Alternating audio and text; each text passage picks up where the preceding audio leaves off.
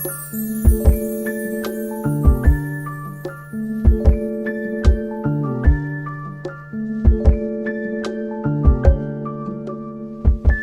everyone, welcome back to my channel. I hope you're all really well. For those of you who are new, my name is Andrea. Welcome to my channel. It's lovely to have you if you're new. For everybody who is returning, hello, welcome back. Thank you for sticking around while I have been quite absent. Everyone who let me know that my last video that I tried to post stuff about my sewing room sneak peek didn't have any audio in it. Thank you for that, because I didn't realise it didn't export without the audio, and I couldn't get it to work, so I've just left it. So yeah, hopefully I'll be able to do something a little bit similar at a later date, but for now I'm just going to leave it because I kind of got quite frustrated because I couldn't quite understand why it wasn't exporting with sound. So yeah, but thank you for letting me know, because otherwise I would have just left it up there forever. In this video I'm going to talk to you about everything that I have made in June. I am really pleased with the makes that I've made in June. I really love them. They all kind of have a purpose. Well, yeah. That's really weird to say that they all kind of have a purpose. Of course they all have a purpose. They're clothes. They're meant to, you know, protect my dignity. But what I mean by a purpose is that I made them more for a reason. I had something specific in mind when I made each one, is probably what I'm trying to say in a really long-winded way. I'm going to show you all of those. I didn't have any May makes this year, which I tried to explain in my video that had no sound. In May there was quite a lot of stuff that was going on around my sewing that was taking a lot of brain power. So when I was getting in from work I couldn't actually concentrate properly on the sewing and stuff, so I only managed to get technically 3 things made in May, but they were for one purpose, so I was asked to make something. So that was the only thing that I really made in May, and then June I just started over, tried to put all that stuff to one side and then just get back onto track of where I was before. Without further ado, let's get into it. I'm going to show you the things that I've made in chronological order, only because I actually remember this time the order that I made them in, not for any other reason. So the first thing that I'm going to talk to you about isn't something that I actually have to show, because I'm going to quickly show you the things that I made in May, just so that you've seen them. If you follow me on Instagram, which I highly recommend that you do, you will have seen that I posted a picture of some friends of mine at their gender reveal party, and I was privileged enough to be able to be asked to make their outfits for the day. And I made Mum a strapless tunic top, and then I made Big Sister a top and short set, and then I made Dad, well I say I made Dad, I customised Dad's shirt so that it had the same print detail on the shirt, but the shirt was already made. The patterns that I used for Mum and Big Sister were 2 patterns from, I think they're actually they come under the Butterick umbrella, but they're called See and Sew. So I got this one to get the proportions right on what the Bardo top needed to be, because it was going to be elasticated. And I do have a Simplicity dress that I've used to make Bardo dresses, but I actually didn't really like that style. After I've made those dresses now, I look at them and I actually don't like them at all. The elastic, it doesn't sit properly, and from the look of this, it looked like it might sit a bit better on the body, so I thought I will try this to get the proportions right, and then use that just as a guide to make Mum's top, which I think actually worked out quite well. I cannot remember off the top of my head what the proportions are in terms of if the measurement around your shoulders is X, you add on extra for the fabric, but I don't think it was too different. I think maybe it might have been plus 6 centimetres, which then would obviously equate it to 12 centimetres when you have it on each side. I think that's what it was, but don't quote me on it. But it was a really good pattern to use, and I think I got it in a sale, so it was relatively cheap as well. So I used that on Mum's, and then I did custom sleeves. I didn't use the sleeves on here because, again, I didn't really like them, so I just did my own sleeves.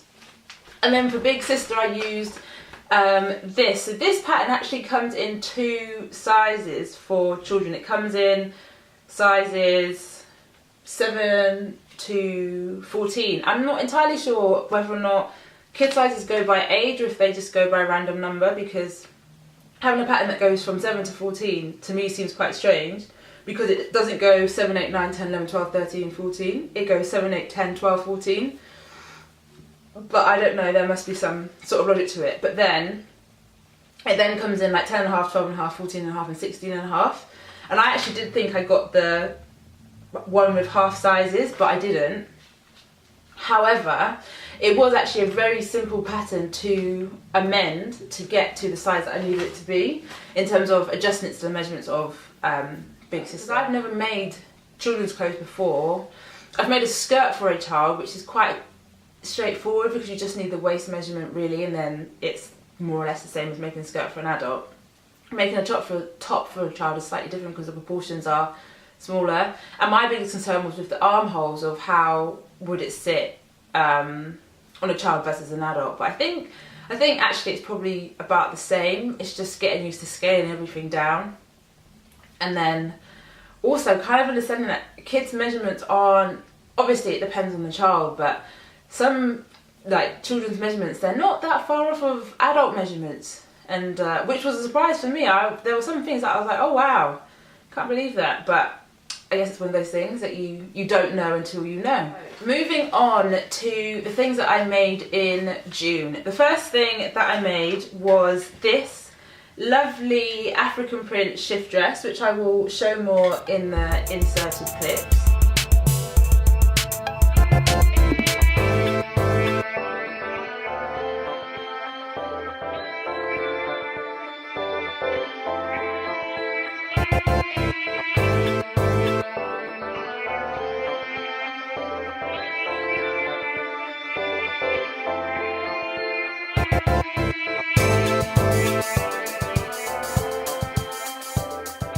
And to make this, I used the McCall's pattern, which was 6082, which is a pattern that I've used before, and I really like the fit of this shift dress. I have made it before in a plain olivey colour, and I adapted the pattern the last time I made it longer. And I used different sleeves. This time I've used cap sleeves, but on the original one that I made, I used the sort of half sleeve. I guess they come down to your elbow, so I guess that's like half sleeve. So I used those the first time. But I absolutely love this dress. I absolutely love it. I had this fabric and I wasn't too sure what I was going to do with it. My initial thought was, oh, I can make it into maybe like a utility type play suit or jumpsuit. Using a pattern that I have, I've been sort of earmarking it to make something with. And I thought that would actually look really quite interesting and quite unique, because I haven't seen many printed jumpsuits with that amount of print detail on them. But I decided not to do that because I had a meeting that was coming up that was going to be quite important, related to all the stuff that went on in May. No, sorry. Yeah, it was still related to stuff that went on in May, but it happened in June.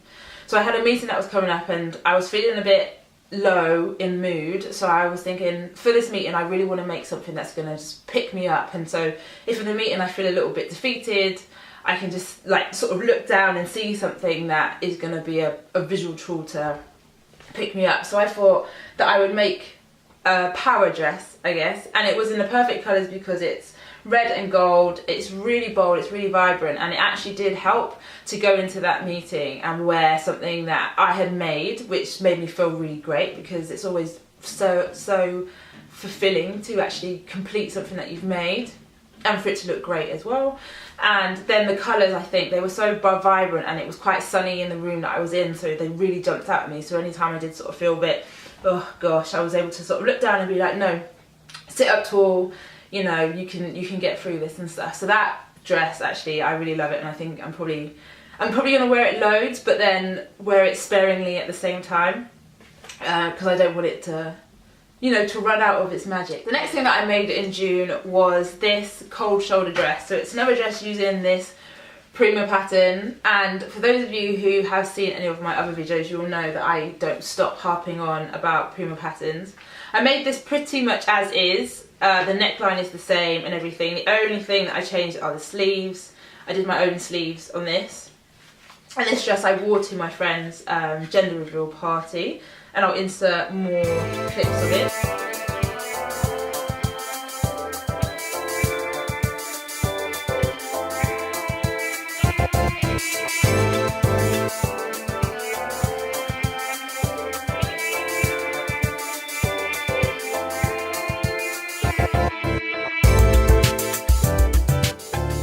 I really love this dress. I've had the print fabric for ages, and every time I look at it I always think to myself, oh, what could I possibly make out of this, because there's so many different parts to the print in it if I pick it up again. So there's obviously the different colours, but then they're mixed matched with this zebra print that just runs through all of it.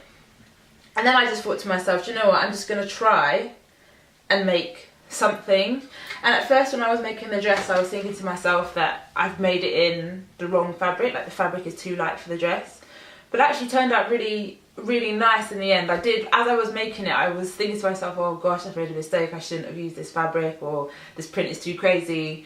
But now, stepping back from it, I actually really, really love the dress.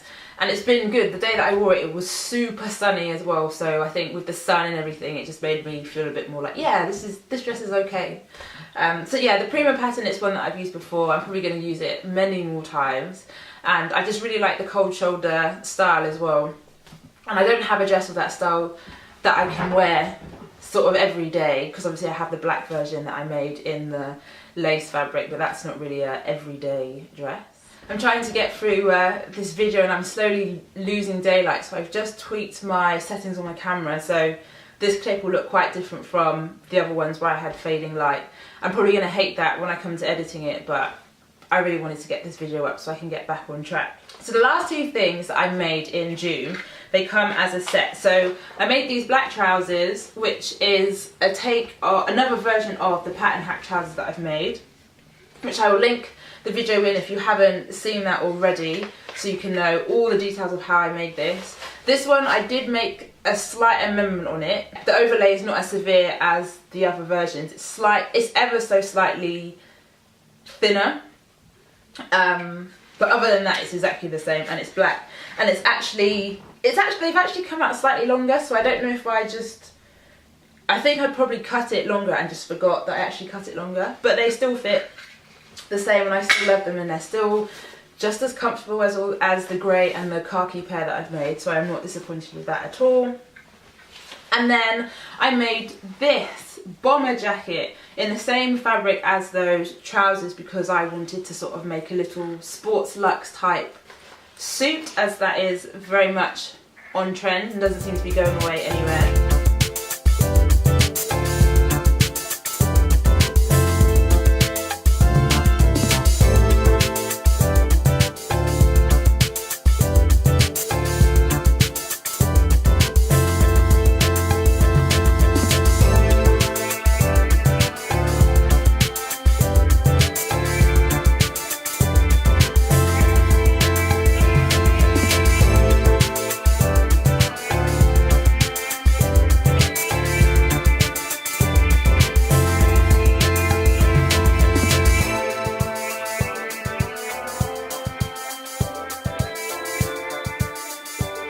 To make this bomber jacket, I actually used a men's pattern from Burda Style. So this is pattern 7142. I'm not sure if it will come up into focus. And I have seen a couple of people do pattern review on Burda Style patterns, and I've always looked at them and thought, wow, that's really harsh that you're saying that the instructions aren't very good, because other ones that I've used, I've got the instructions fine, and I was like, oh, I thought their instructions were meant to be really bad. I now understand why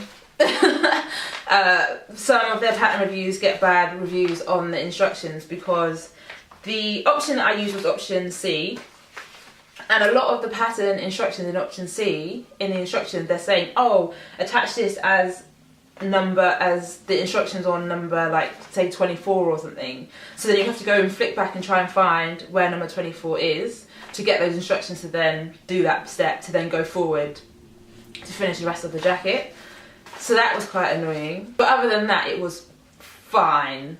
Yeah, I think because I'm quite patient and quite tolerant to the fact that different companies will do things slightly differently, the other things in it that aren't as per other instructions that I've had, I just kind of ignored. But I'm really happy with how this bomber jacket has come out, and I am definitely going to make more. The collar, by the way, doesn't come with the pattern. I had to sort of freestyle the collar, and I think it's come out quite nice. It's still I'm not too sure what the technical term is for the collar, but it's the one that sort of sits up. It's not, I guess it's kind of like a dog collar, but not. So yeah, I don't want to call it a dog collar because it's not that, but it's a different word that I'm thinking begins with an M, and if I can remember it, I'll type it in when I'm editing this because I can't remember it now. But I really do like that collar style where it's just all, wow, the collar band effectively when you're actually sewing it, but then it's called a specific style, which I will find out. The story behind this bomber jacket, I have been searching high and low for somewhere where I can get a Letterman jacket pattern, and there is a vintage one by McCall's that I have tried to get online for the longest time and I just can't get it. Obviously because it's sold out and out of print and all that kind of stuff, but I just was hoping that maybe someone might have been selling one in any size anywhere and I would just amend it down so that it would fit. But I couldn't get my hands on it, so this pattern was the next best thing, and it is something I want to make more of. And I thought to myself, before I dive straight in with doing it in prints and this and this and this, let me just get my head around how the pattern works first, and then I'll be able to work through it and make my different amendments or things that I want to make. So that's why I've made it in this, and I made it in black because I thought if I make it in black, I'll get a lot of wear out of it anyway, but then also it was the plainest fabric and it's the thinnest fabric that I had to be able to just understand how it works. Yeah, and it still be functional. So the disappointing part of this pattern that I didn't know is that it's not actually lined at all. There's no instructions in it to line it. It's more just a bomber jacket or aviator jacket style as opposed to the actual like puffer bomber jacket that I was kind of going for. So I'm going to have to figure out the best way to input like padding and lining and stuff to it when I make it the next time, because the next time I do want to make it a bit more padded, and I want to make it out of this gold sort of satin fabric that I have. I don't want to give too much away because I still want it to be a surprise, but that's my plan, is to make a gold satin bomber jacket that will be a bit, not super padded, but slightly padded. And I don't want to put quilting and stuff on it. I just want it to be plain because there's going to be a beautiful detail on the bomber jacket. So yeah, but I am pleased with how this turned out. But yes, the instructions were inconsistent, let's say. That's a good word. The instructions were inconsistent. The final thing I want to show you that I haven't completely made in June, but I still really wanted to show you guys, is this play suit in this beautiful African print fabric. I posted this up on my Instagram months and months and months ago, so again, if you do not currently follow me on Instagram, make sure you do. And that play suit is made of a pattern hack, because I do love a pattern hack, and it's the bodice part of this dress, again slightly adapted because it's a dress and I'm trying to make it into a top that will sit on top of these shorts that actually are trousers in real life. The pattern is trousers that I've cut off to make them a short, and I will insert clips again.